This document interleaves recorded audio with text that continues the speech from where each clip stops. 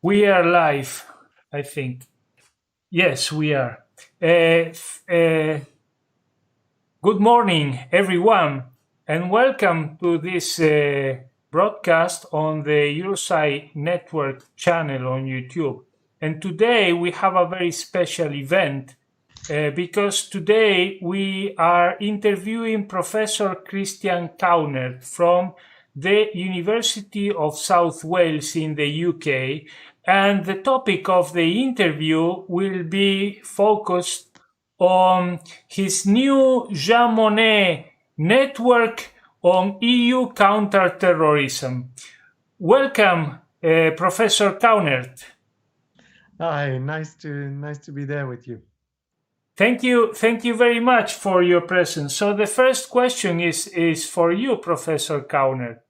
So we've read on the selection results from the European Commission site that a project entitled EU Counter-Terrorism Network has just been selected for EU funding with nearly 300,000 euros for the next 3 years, I think.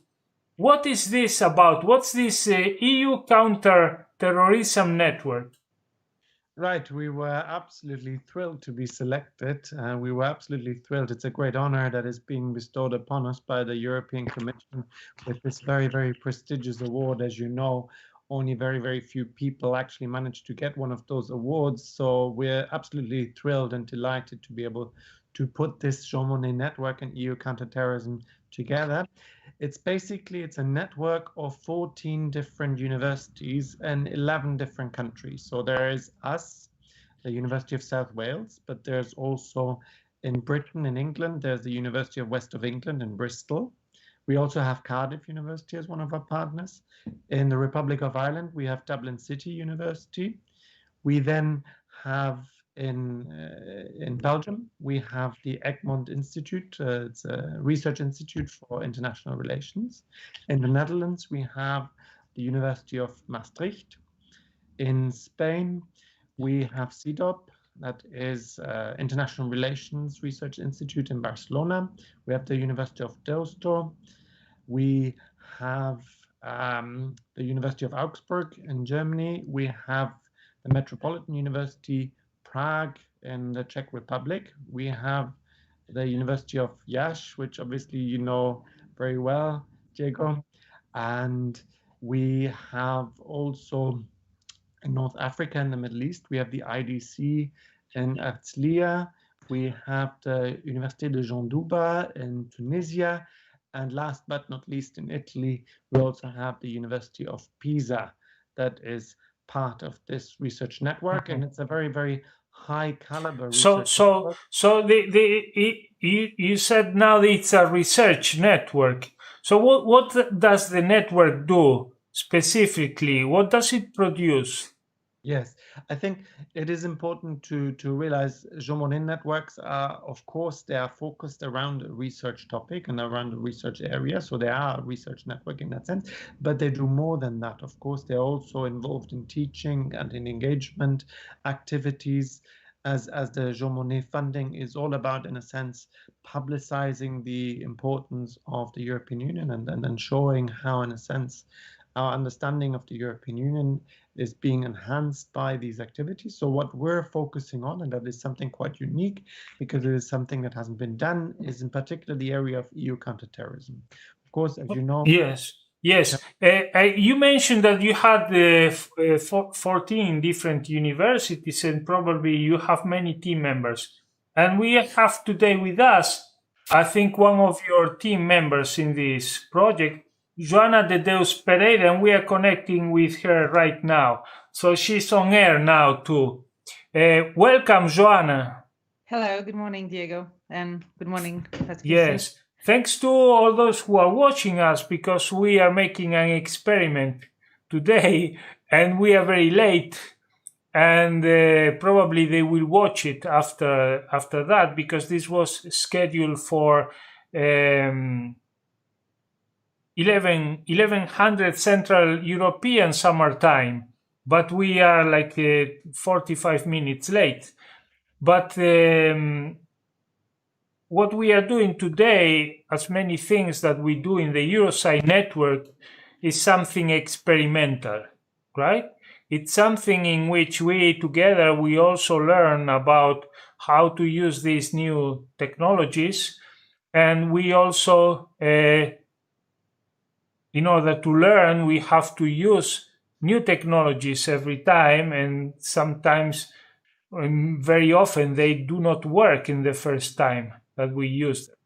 But I'm very happy that we are having this conversation today with the three of us. So, Joanna, are you a member of this research team as well? Yes, actually, I'm a Marie Curie Research Fellow, postgraduate. I joined the University of South Wales and Professor Christian Kaunert as a postgraduate student. So I did my PhD at King's College, and then I decided that it would be a nice fit to me to continue with also the prestigious fellowships, Marie Curie fellowships. Basically, Professor Christian and I, we are part of a very, very innovative team that is trying to promote new techniques in teaching, also developing new skills and tools, namely using a fantastic and it's certainly working now with you, because your connection looks very good. I like how you have your blurred background, right? It looks really good. Okay, so we go back to Professor Kaunert, who is the coordinator of the network. So my question to him is that, why does the European Union fund his Jean Monnet network on EU counter-terrorism? What's the benefit for the European Union? Right. I think it's a very, very fair question. I think the European Union has realized that we've put something quite unique together.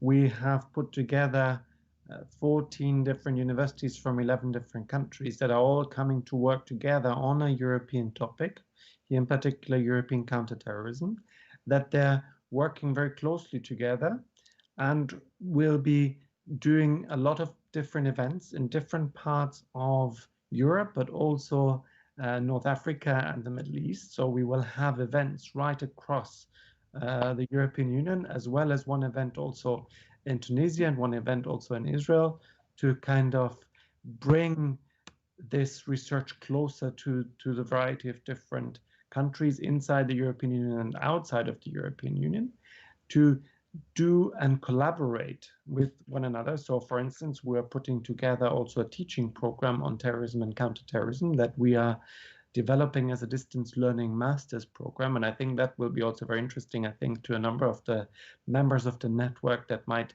be very interested in terrorism and counterterrorism in the European Union and in Europe and globally more generally, that I think they'll be able to get this opportunity of bringing this kind of first-class teaching that at the same time builds on a really strong research network with all the kind of research activities that are behind that and are really going to make people interested about these topics. And for the European Union, it is important because, well, firstly, nothing of the sort exists. It is an area that very clearly European citizens are very, very interested in, because Christian, Marina Martin has just written hello on the YouTube chat. So she's watching you from Brazil at the moment. Oh, fantastic. I'm delighted. Thank you. She maybe if she has any question about your network, she can ask it on the chat, because we will be monitoring this chat if we can make this work. I'm not. This is the first time I'm making some tests as well related to the chat, but I don't know if it will work. But yes. so that you know that some people are watching you also on YouTube at the moment. Even though this is so late, this was an advantage because our interview was scheduled for 1100 in Central Europe, but in Sao Paulo, in Brazil, this was 6 o'clock in the morning, too early for most people to connect. And because we are late, I think this is an advantage because some people are now watching you live.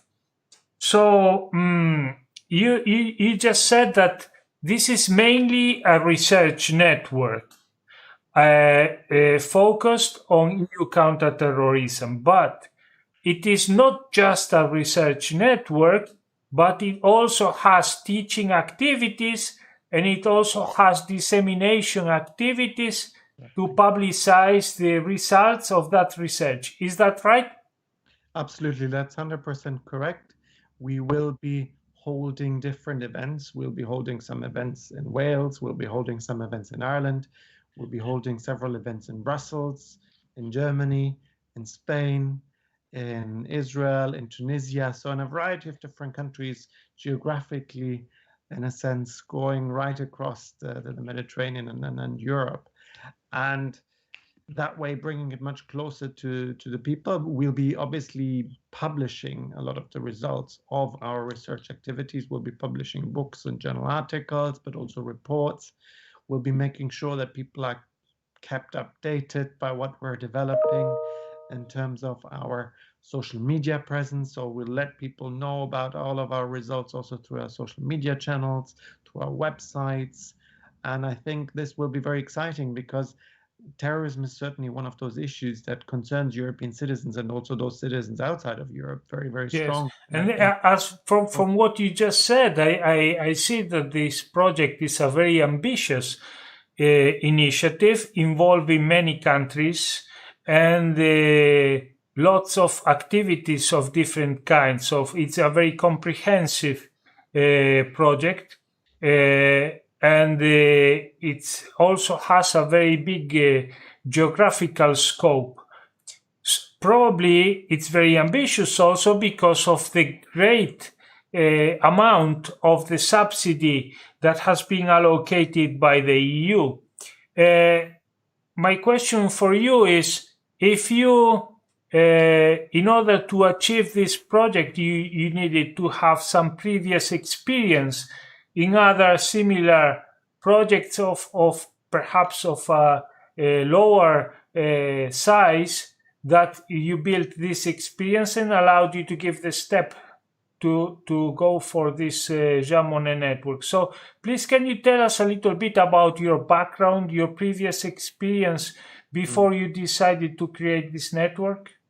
Yes, absolutely. I mean, I'm Professor of Policing and Security at the University of South Wales. And I'm also the director of the International Center for Policing and Security that incidentally, we've also been awarded a Jean Monnet Center of Excellence. And I think that is also something very, very important to us and is very, very dear to our heart.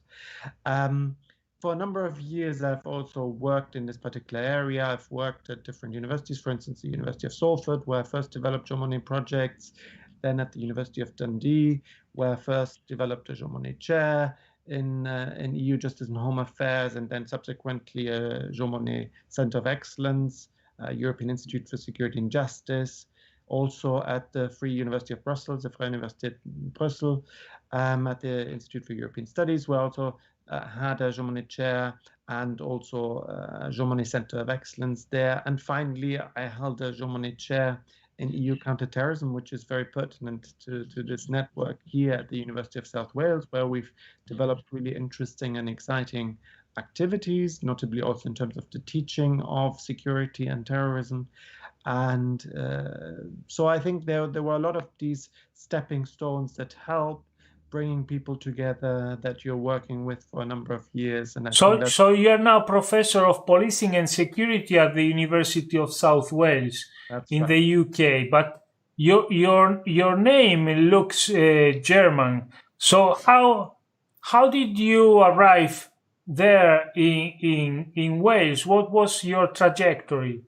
That's right. I mean, I am originally German. Now I'm dual national. already for a number of years. I'm both German and British. And I spent, obviously, I did my A-levels, Abitur in Germany, and then I studied in the Republic of Ireland, where I did my undergraduate degree in Dublin City University, which is also a member of this network, a very esteemed and valuable member of this Jean Monnet network. And subsequently, I arrived in Wales at the Department of International Politics in Aberystwyth, which is a beautiful, stunning area in West Wales, where I did my master's and also my PhD degree, and started as a young lecturer there as a temporary lectureship in Aberystwyth, a beautiful area that Wales is. And I think we're all very lucky here at the University of South Wales to be in such stunning surroundings. And subsequently, I worked also in England at the University of Salford, and in Scotland, of course, which is very dear to my heart, also Dundee University, and in Brussels at the Vrije University. So most of your academic career has been in the UK. Indeed, majority of my academic career has been in the UK, and if you take Ireland on top, then almost all of it has been on the British Isles. Mm-hmm. And how has Brexit affected you as an academic of continental origin in the UK and a promoter of Jean Monnet initiatives? Yes, I mean, on a personal level, I can't say that it has so much, in the sense that I became a British citizen many years ago when I thought Brexit was going to happen. I was quite concerned about the possibility of Brexit occurring already in 2006, and ever since I had a very clear idea that I think at some point this is a real possibility of occurring in Britain. But of course, the study of Europe will subsequently evolve. So I think with Britain becoming a power that is outside of the European Union, that is no longer inside the European Union, there's an automatic change of perspective towards looking at the European Union that is natural. We're now outside the European Union. We're looking towards the European Union. Partially this relationship, which was, and to an extent still is a very, very close relationship between Britain and Europe. But of course, through Brexit, it's possibly not as close as it could be. And I think especially next year, from the 1st of January onwards, we're going to feel more of those consequences of what that actually means, because at the moment we're still in a transition period. So a lot of things are pretty similar than they were before. But from next year onwards, we're going to feel much more deeply the consequences of that Brexit. I see. So another question is that this network is related to EU homeland security. So anti-terrorism activities probably inside the EU borders. Is that right? Well, it looks primarily, obviously, in terms of terrorist activities and counter-terrorism, that is linked to activity that is domestic, that is inside the EU, but it's not exclusively so, because we do have external partners also with Tunisia, and in fact we are now an external partner, as it were, or we will be from the 1st of January for sure.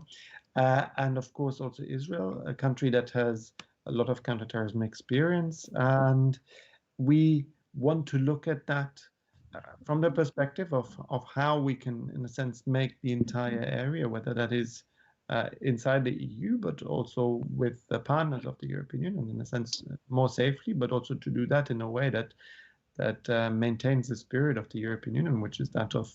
You mentioned that you also you also coordinate at the University of South Wales a center for security studies or something like that. A center, it's the International Center for Policing and Security. Policing and Security, and I think Joanna is a collaborator of yours in this center. Is that right? Absolutely correct. Yes. So maybe Joanna can tell us a little bit of which kind of students benefit from the center's activities at the University of South Wales. So we all now we are teaching. We launched a master's in risk management and security, and we are also collaborating with the BA in policing and also the masters in policing and security. And it's very interesting because the students are getting really, really, really engaged in new topics that are not novel to security, but that haven't been so much debated, such as serious and organized crime, money laundering, human trafficking, corruption in sports, mafias, etc. And if Professor Christian may now help me in regarding the network, this is also going to be very important because it will also help us to engage with other stakeholders, not only in Europe, but in other countries, as Professor Kaunert mentioned. But something very important, it's the approach to EU counter-terrorism policies to the African neighborhood, for example, that has been quite neglected for the last couple of years. So basically, the money injected that will be distributed amongst the 14 universities participating in the network will also support the EU on EU counterterrorism policies and to develop and to enlighten those who are responsible for the EU policy to be much more enlightened and aware of what are the problems regarding counterterrorism that are obviously cross borders. Among the students that you currently have in this International Center for Policing and Security, do you have also links with professional police forces? Do you have future policemen, or do you have, what's your link to the professional field in security? Perhaps here Professor Kaunert can answer that question better. Sure.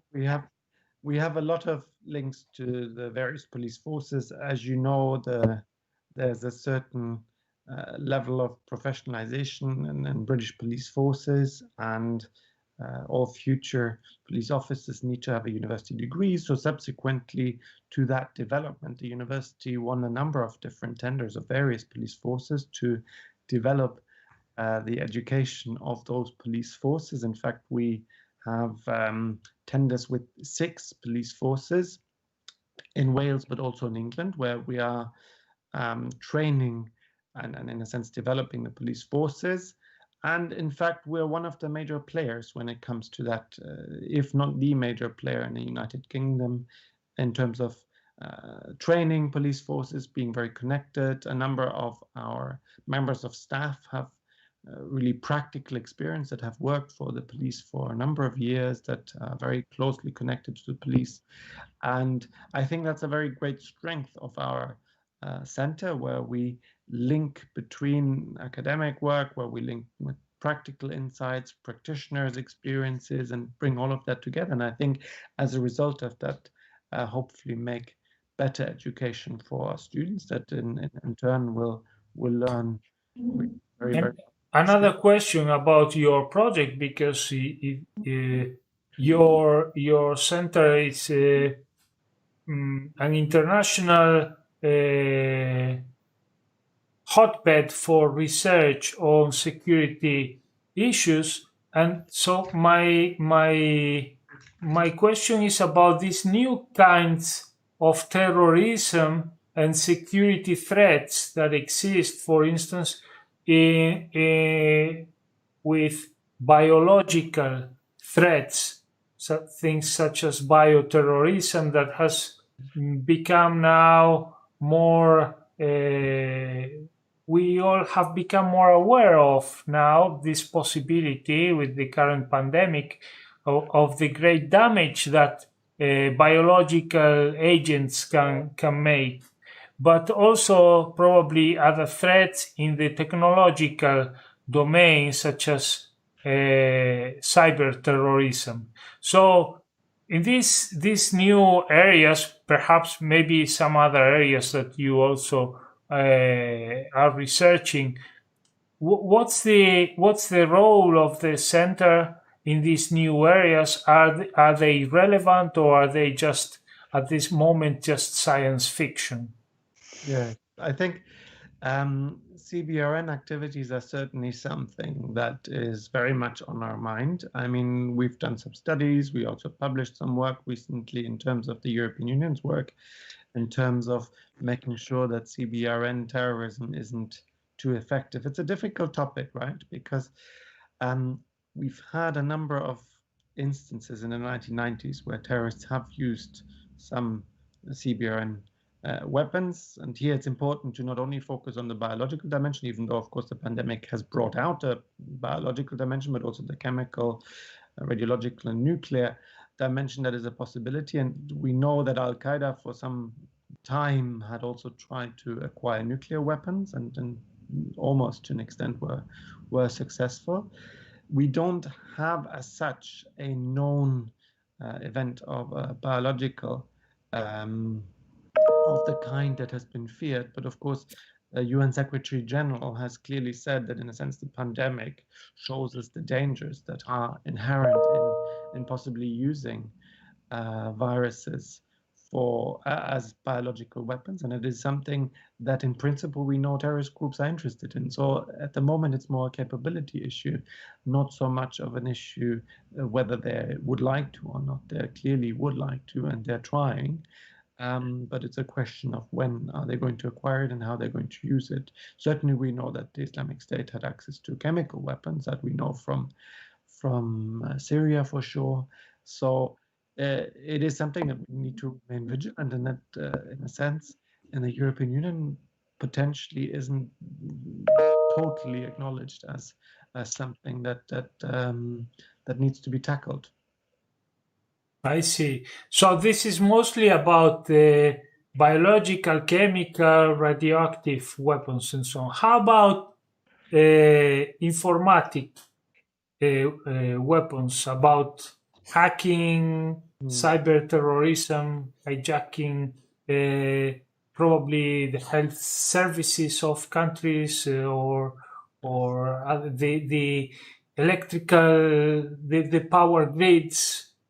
Yes. Do you also study those kinds of cyber threats? Yes. Indeed. In fact, at the university, there's a very, very strong center of excellence in terms of cybersecurity. It's really one of the areas that the university really excels. And that is something that is very important. We know that it has happened. We know that there have been instances just recently. We were made aware that there's been some hacking activities in terms of trying to find a vaccine against COVID-19. Certain countries also then developed a vaccine very quickly without clear testing information being available. And as a result of that, this is clearly something that is on our radar screen. It is something that we need Are you suggesting that Russian vaccine has been based on spying on other countries?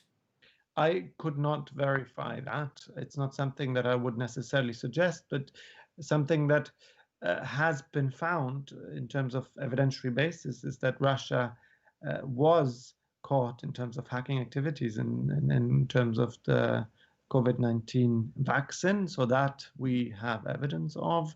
What we also have evidence of is that Russia has now given a license to a vaccine that has been, in a sense, as experts have said, prematurely given a license to, because a number of the big statistical tests haven't actually been conducted, and we don't have access or transparency to their medical data. So we cannot know for sure whether this is in fact related to those hacking activities, but those two things happen at the same time, and may or may not be related. How about foreign influence on elections?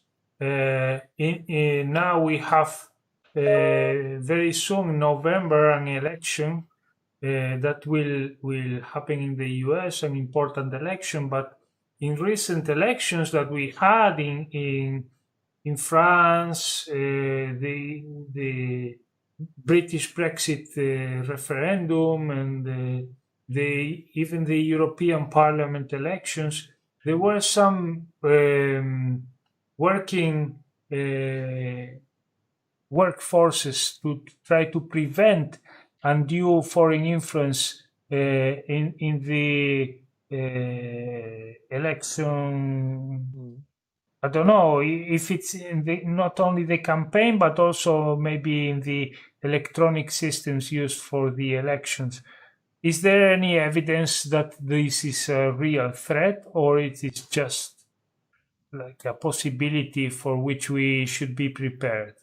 Yeah, I mean, foreign interference is not a new phenomenon. It's been something that has been done for many, many years. And in fact, of course, we know that the Soviet Union was very strongly engaged in those kind of activities during the times of the Cold War. So it is something that there's a certain history to it. There's lots of evidence. I mean, you can go into the archives of a variety of different countries that have lots and lots of evidence of those activities. So they exist. So it's absolutely real. But the more recent activities that you were talking about, whether it is the US election, Hillary Clinton, President Trump, whether it is the Brexit referendum, there's been a tremendous amount of evidence of foreign interference. But is this interference in the election campaign, like trying to promote a certain candidate, or is the interference goes to the next level, just interfering in the counting of votes? The interference, as far as we know, is at every level. It is at the level of convincing voters to change their mind. It's about certainly promoting certain candidates. It's about helping certain candidates within the campaign. We don't yet know for sure whether there is evidence of actual votes being changed.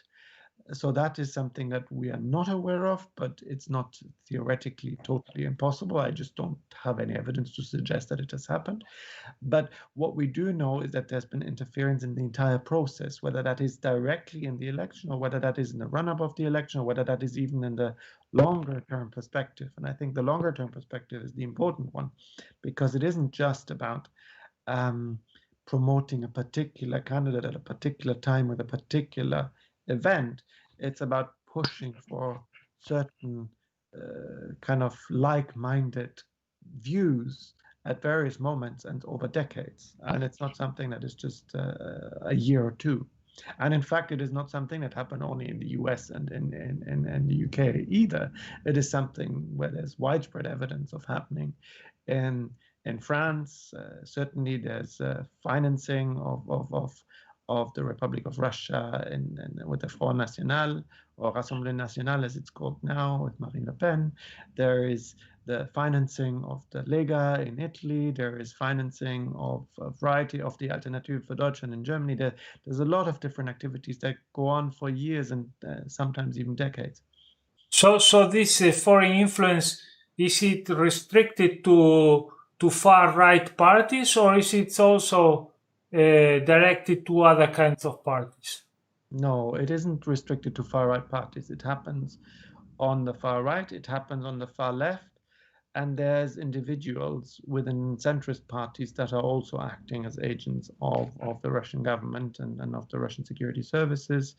I mean, a very, very well-known agent of Russia is, of course, the former German Chancellor Gerhard Schröder, who also is very well paid for those activities now as the chairman of the gas company that is building the pipeline. But that was after he left office in Germany.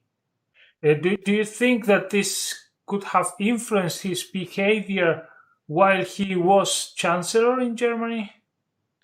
Well, I wasn't there when he was chancellor. I was not beside him to know exactly how something may or may not have influenced his activities. But what we do know is that, of course, he is a political giant in the German political scene. So he has still a lot of influence in the Social Democratic Party. He has a lot of influence in a variety of and he clearly has very strong links to Vladimir Putin, the Russian president, and the Russian state. So that is something. Has it influenced his decision, let's say, not to go into Iraq? Well, I don't know for sure, but has it influenced his general outlook?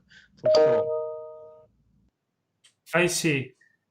On YouTube, Marina Martin is writing. We ask her to write question, and she is asking that it is very interesting that your network, although it is about EU security, it has expanded beyond the EU borders. And my question to you, if this expansion, is it limited to the Mediterranean area? Is it limited to the north of Africa, to the Mediterranean part of Middle East, or is it more global? I think this is the first step where we're kind of starting our developing, and I think it's already quite an ambitious step with 14 countries, but at the same time we are an ambitious network. We want to engage with the security issues of the day, so it's certainly not necessarily going to stop. There's very important activities in Africa, there's very important activities in Latin America, there's very important activities in Asia, so in the Middle East. I think the potential scope of bringing scholars together within a network, this network, or kind of extensions of the network, I think is very significant, very important, and I think we're going to build on that, and we welcome activities in Latin America. We'll be absolutely thrilled to work much more closely with Latin American countries, just as we'll be thrilled to work closely more with African countries and also Asian countries. Mm-hmm. And final question for you, because I think we have already learned a lot in this interview about your new Jean Monnet network on EU counter-terrorism, and also about yourself personally, about your background, how you arrived at this. This is probably the highest level within the Jean Monnet actions. Is that right? That's right. Yes, absolutely. Mm-hmm. And it's an honor for us to have you here with us. And I am sure that other, as Marina Martin is now writing on YouTube, she says that she wished you expanded the network beyond the Mare Nostrum, right? Mm-hmm. Beyond the Mediterranean, right? So probably this will be an opportunity for the future. Exactly. I thank you both, Professor Christian Kaunert and Dr. Joanna de Deus Pereira, for having participated today in this interview. And we are closing this experiment. As I said, the Eurosci network, you can, if you like these kinds of videos, you can subscribe to the channel, and you can follow us also on Facebook and other social networks. What we try to do is try to learn new things together. So this is an academic network, a network of academics. We try to play together with these new technologies and try to cooperate. We have been active since 2016, much earlier than the current pandemic situation that has made online technologies popular for everyone in the academic community. And we did this test today for the first time by integrating Skype with our production software with which we stream on YouTube. So this is for the first time. And also for the first time, we are broadcasting in very, very high resolution, in 1440p resolution for the first time. So this was another experiment that we made today. I don't know how it worked. We will see that when we watch the video afterwards. But I thank you both very much for having participated in this experiment, and I will see you very soon within our cooperation activities in the Eurosci network. Thank you. Goodbye. Thank you. Bye-bye. Bye. Bye.